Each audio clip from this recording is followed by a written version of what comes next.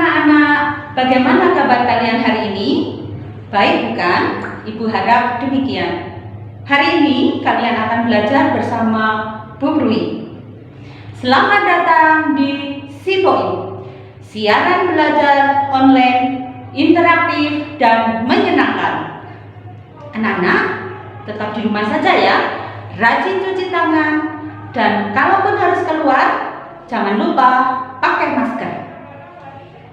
Anak-anak, hari ini kita akan belajar tentang peristiwa minggu pertama dan minggu kedua pasca penerangan sempurna Pertapa Gautama. Namun sebelumnya Ibu ucapkan Sukihotu Namo Buddhaya. Anak-anak, sebelum pembelajaran dimulai, marilah kita bersama-sama memanjatkan nama Karapata. Bersikap Anjali. Arahang Sama Sambuddho Bhagava Buddhang Bhagawantang Abhiwademi Swakato Bhagavata Dhammo Dhammang Namasami Supatipanno Bhagavato Sawaka Sanggo Sanghang Namami. Sabe sata bawantu sukitata. Semoga semua makhluk hidup berbahagia. Sebelumnya marilah kita renungkan sejenak, hening sejenak dengan merenungkan nafas masuk, aku tahu, nafas keluar, aku tahu, nafas masuk aku bahagia, nafas keluar aku bahagia. Ya, cukup. Nah, anak-anak, pada akhir pembelajaran nanti diharapkan kalian mampu menjelaskan peristiwa minggu pertama pasca penerangan sempurna Pertapa Gautama dan minggu kedua. Kemudian diharapkan pula kalian mampu meneladani nilai-nilai luhur peristiwa minggu pertama dan minggu kedua pasca penerangan sempurna Pertapa Gautama. Nah, anak-anak, tahukah kalian kegiatan Buddha setelah mencapai penerangan sempurna? Apakah beliau langsung membabarkan Dhamma? Ya, betul. Beliau tidak langsung membabarkan Dhamma. Selama 7 minggu, Sang Buddha berdiam di sekitar pohon Bodhi. Kemudian, selama 7 minggu itu pula, beliau tidak makan sama sekali. Tubuh beliau ditopang oleh zat makanan yang diberikan oleh Sujata, yaitu berupa nasi susu.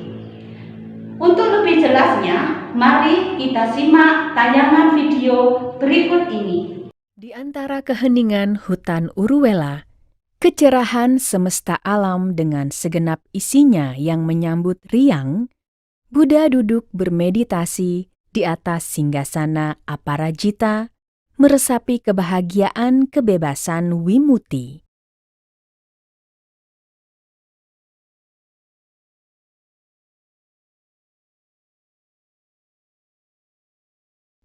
Kebahagiaan kearahatan yang bebas dari noda kekotoran batin.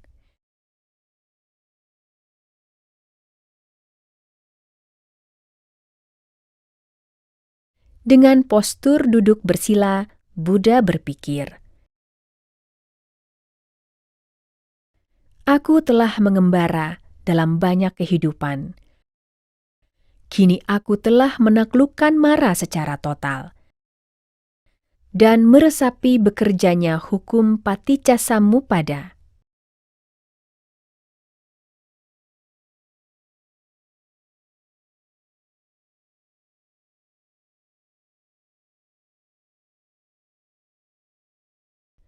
Peristiwa 1 minggu di singgasana Aparajita ini disebut Palanka Sataha.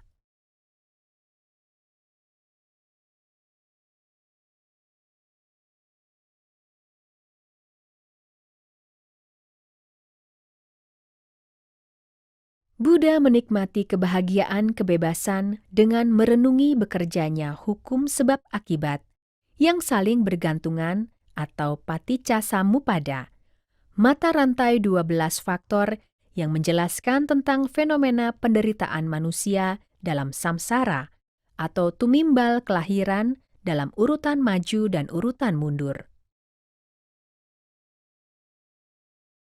Buddha merenungkan dengan urutan maju proses munculnya lingkaran penderitaan.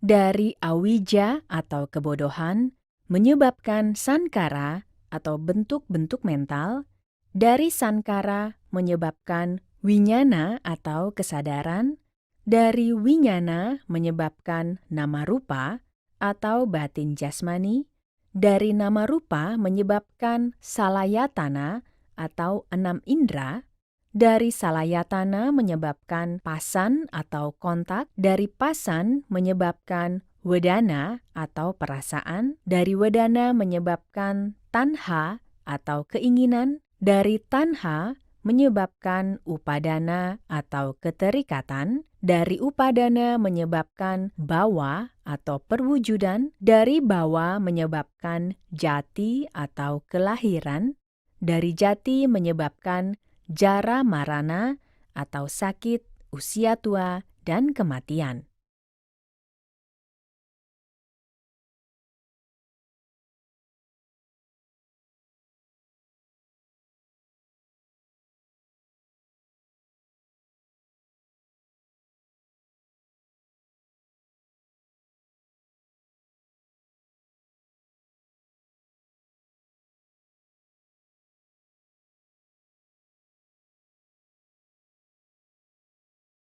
Buddha tetap duduk di atas singgasana aparajita, menikmati kebahagiaan tingkat kesucian tertinggi atau arahat. Buddha mengerti munculnya rangkaian asal mula penderitaan.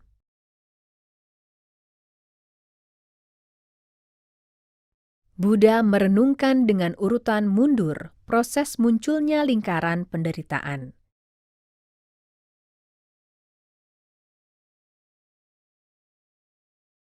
Terjadinya jara marana atau sakit, usia tua dan mati disebabkan jati atau kelahiran. Terjadinya jati disebabkan bawa atau perwujudan.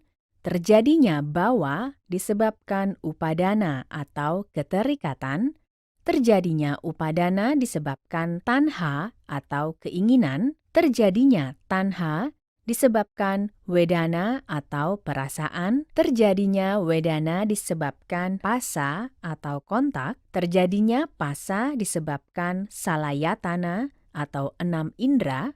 Terjadinya salayatana disebabkan nama rupa atau batin jasmani. Terjadinya nama rupa disebabkan winyana atau kesadaran. Terjadinya winyana disebabkan sankara atau bentuk-bentuk mental. Terjadinya sankara disebabkan awija atau kebodohan.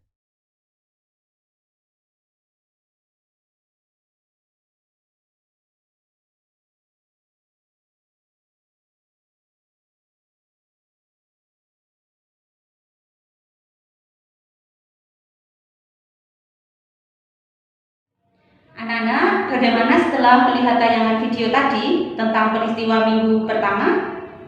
Ya, di sini Ibu akan menambahkan tentang rumusan atau bunyi hukum sebab musabab yang saling bergantungan. Demikian bunyinya. Dengan adanya ini, maka adalah itu. Dengan timbulnya ini, maka timbullah itu. Dengan tidak adanya ini, maka tidak adalah itu. Dengan lenyapnya ini, maka lenyaplah itu.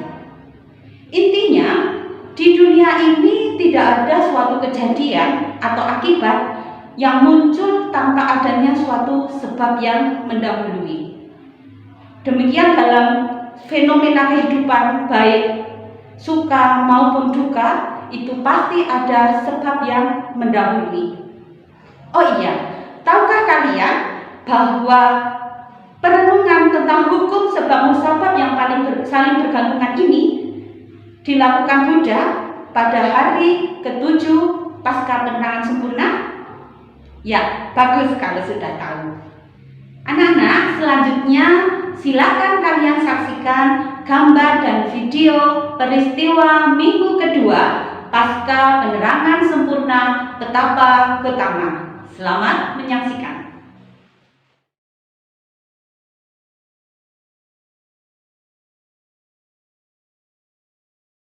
Peristiwa yang terjadi pada minggu kedua setelah mencapai penerangan sempurna, di mana Buddha menatap dalam kepada pohon Bodhi sebagai tanda terima kasihnya.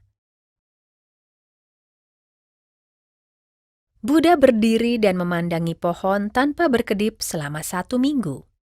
Peristiwa ini disebut Animisa Satta dan menunjukkan suatu pelajaran batin yang besar kepada dunia, yaitu berterima kasih kepada pohon Bodhi yang menaunginya selama perjuangan untuk mencapai penerangan sempurna.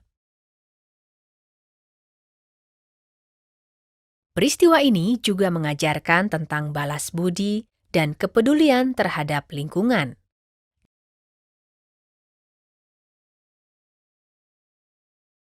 Dari peristiwa ini, hampir 2.600 tahun silam sampai sekarang, umat Buddha menghargai pohon Bodhi.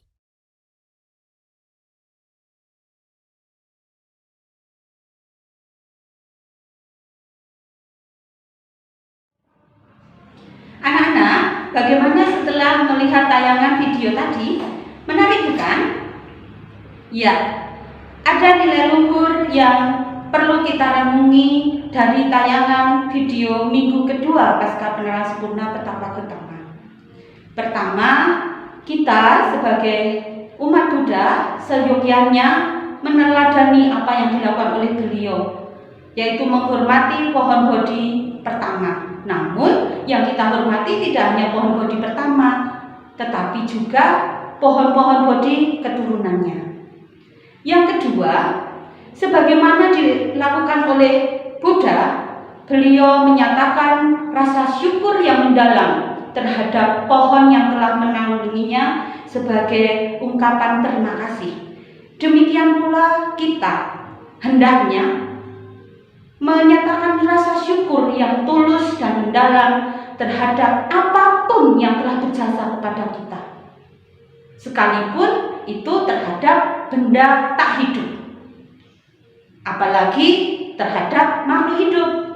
Bagaimana caranya dalam kehidupan sehari-hari terhadap orang-orang yang telah berjasa kepada kita? Kita menyatakan syukur itu caranya ya dengan menghormati mereka, dengan memberikan pelayanan yang tulus kepada mereka, dengan tidak acuh tak acuh terhadap mereka. Begitu caranya. Banyak sebenarnya hal yang bisa kita lakukan sebagai ungkapan syukur kita.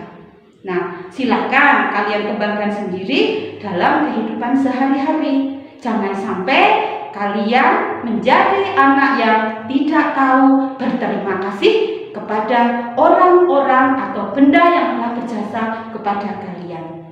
Begitu ya, silahkan dikembangkan dalam kehidupan sehari-hari.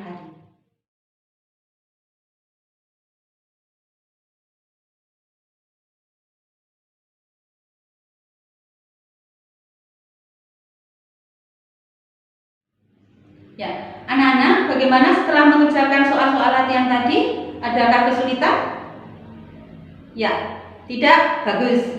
Nah, dari pelajaran yang kita bahas hari ini dan tayangan video tentang peristiwa minggu pertama pasca penerangan sempurna Buddha dan minggu kedua, dapat kita simpulkan bahwa yang pertama, di dunia ini tidak ada suatu kejadian yang terjadi tanpa adanya suatu sebab. Yang kedua, kita harus senantiasa bersyukur, peduli, dan tahu berterima kasih terhadap apapun yang telah berjasa kepada kita. Nah, anak-anak, semoga pelajaran yang kita bahas ini bermanfaat untuk kehidupan kalian sehari-hari dan akhirnya kalian mampu meneladani nilai-nilai luhur peristiwa minggu pertama dan minggu kedua pasca penerangan sempurna Buddha. Salam semangat belajar dari saya. Belajar di mana saja, kapan saja, dengan siapa saja, kalian luar biasa. Sukihotu, Namo Buddhaya.